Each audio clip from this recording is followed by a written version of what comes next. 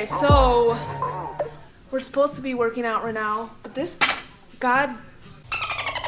cable system from Titan Fitness. Yeah, I'll bleep it out.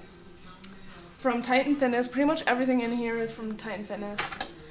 This thing has been really testing my patience. I've also learned a valuable lesson today, that is read the directions, follow them, then reread them to make sure you did it right. Because I put a piece on, he found that I was like, this is just not working. And I put this piece on where you load the weight on. Wrong. The directions they give you are not adequate for someone like myself, challenged mentally in building things. Except I did build these deadlift platforms. Show. As well as that one. Show.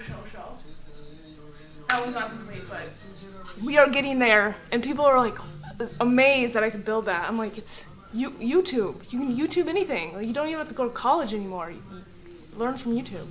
So the first one I made was a little bit challenging because I didn't really know what I was doing, but that one, second one, much smoother. I'll go in detail.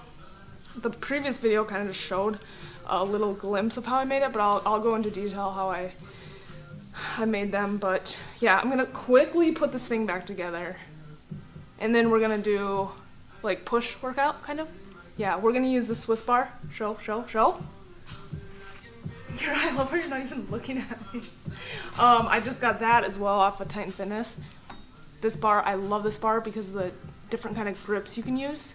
Especially like if you have shoulder stuff, it's a lot easier to press with this grip instead of out here like this. So that's what we're about to do. Okay.